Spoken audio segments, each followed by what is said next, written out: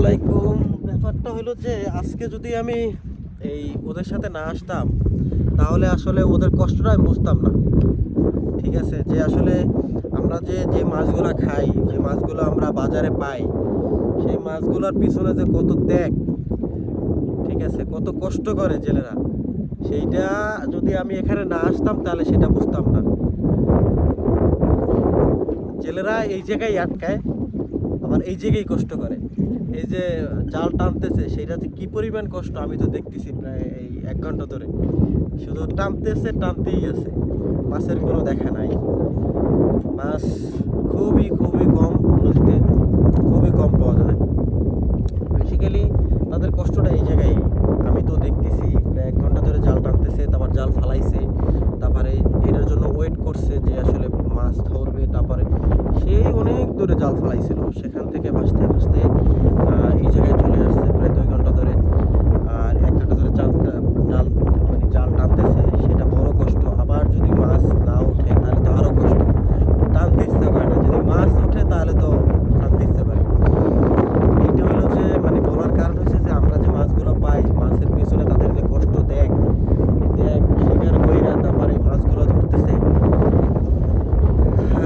সে মূল্য কি তারা পাচ্ছে, নাকি বিভিন্ন সিন্ডিকেটের শিকার হচ্ছে? এই সিন্ডিকেটের জন্যই আমাদের জেলেরা আজকে মানে ন্যায্য মূল্য পাচ্ছে না। এই যে কষ্ট করতেছে কিন্তু মাছ উঠতেছে না, খুব কম মাছ, খুব কম, নদীতে খুব কম মাছ। তারা সারাদিন থেকে তারপরে খুব অল্প সংখ্যক মাছ নিয়ে তারপরে তীরে ফেরে। আজকে তো খুব কম সময়ের জন্য আসছে, শুধু আমাকে নিয়ে আসছে শুধু অল্প সময়ের জন্য, কয়েক ঘন্টার জন্য আসছে, শুধু একটা খেয়াও দেবে বলে। একবার জাল ফালাবে, তারপর উঠাবে। বেসিক্যালি তারা 3বার 4বার দৈনিক জাল ফালানো হয়। এই কষ্ট, তাদের কষ্ট, এই কষ্টটা, এই যে নদীর ভিতরে জাল ফালানো, তারপরে সেগুলোর জন্য ওয়েট করা, তারপরে উঠানো, সবথেকে বড় কষ্ট উঠানো।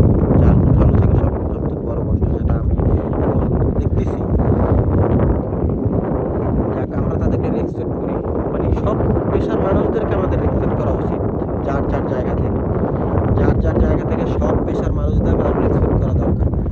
আমাদের উপকারে সবাই আসে, সবাইকে কিছু না কিছু কাজে লাগে। যদি জেলেরা মাছ না ধরতো তাহলে আমরা মাছ কোথায় পেতাম, কোথায় খাইতাম? ঠিক আছে, রিক্সাওয়ালা যদি রিক্সা না চালাইতো, ঠিক আছে, তাহলে আমরা কোথায় যাইতাম? দেখেন, আপনার শহর এই বর্ষার সময় শহর ডুবে যাচ্ছে, তখন আপনার বাসা থেকে আপনার অফিস পর্যন্ত কে নিয়ে যায়?